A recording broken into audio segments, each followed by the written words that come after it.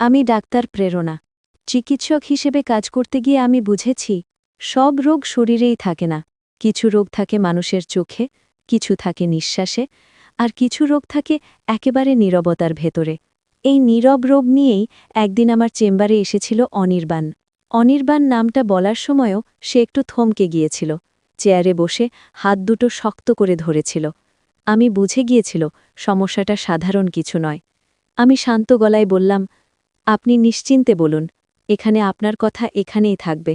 অনির্বাণ কিছুক্ষণ চুপ করে থেকে বলল, ডাক্তার ম্যাডাম, আমি ভেতরে ভেতরে ভেঙে পড়ছি। আমি আর কিছু জিজ্ঞেস করলাম না। অনেক সময় রোগীকে শুধু একটু সময় দিলেই সে নিজে থেকেই খুলে যায়। সে বলতে শুরু করল, বিয়ের 2 বছর হয়েছে। বাইরে থেকে সব ঠিকই মনে হয়, কিন্তু রাত নামলেই তার ভেতরের ভয় শুরু হয়।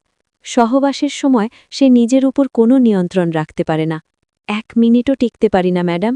প্রতিবার মনে হয় আজ ঠিক হবে, কিন্তু হয় না। তার গলা কেঁপে উঠল।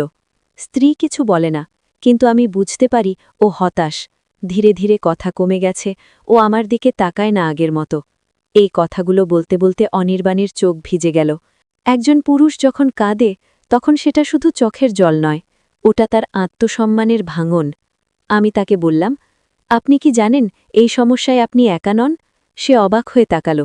আমি বললাম, সারা বিশ্বে প্রায় 30 থেকে 40% পুরুষ এই সমস্যায় ভোগেন, কিন্তু বেশিরভাগই কাউকে বলেন না। অনির্বাণ আস্তে করে বলল, আমি ভেবেছিলাম আমি অক্ষম। এই একটা শব্দ, অক্ষম, এই সমস্যার সবচেয়ে বড় শত্রু। আমি বুঝিয়ে বললাম, সবসময় দ্রুত বীর্যপাত মানেই পুরুষত্ব কম নয়। এটা একটা মেডিকেল ও মানসিক সমস্যা, যার সমাধান আছে।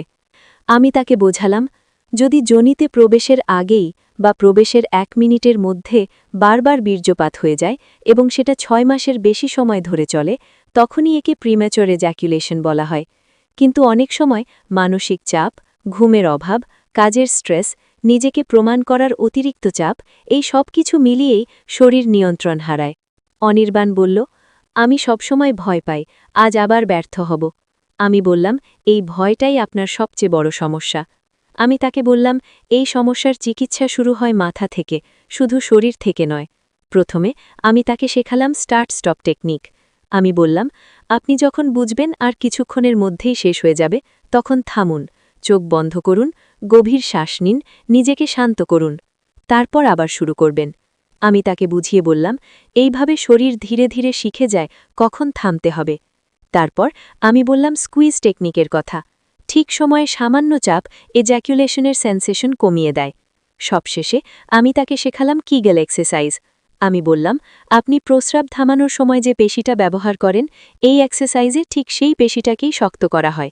আমি তাকে বললাম, নিয়মিত কিগেল এক্সারসাইজ করলে বীর্যপাত নিয়ন্ত্রণ বাড়ে, এরেকশন ভালো হয়, আত্মবিশ্বাস ফিরে আসে।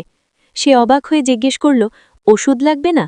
আমি বললাম, সব সময় নয়, অনেক ক্ষেত্রেই শরীর নিজেই ঠিক হয়ে যায়। আমি তাকে আরও বললাম, ধূমপান, মদ্যপান কমাতে হবে, ঘুম ঠিক করতে হবে, নিজেকে দোষ দেওয়া বন্ধ করতে হবে।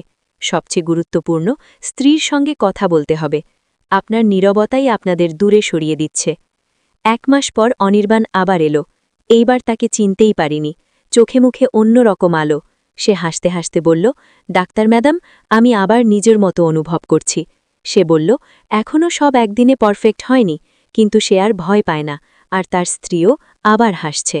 সেদিন আমি বুঝলাম, এই রোগের আসল চিকিৎসা কোনো ট্যাবলেট নয়, কোনো সিরাপ নয়। চিকিৎসা শুরু হয় লজ্জা ভাঙা দিয়ে, ভয় ছেড়ে দেওয়া দিয়ে, নিজেকে ক্ষমা করা দিয়ে।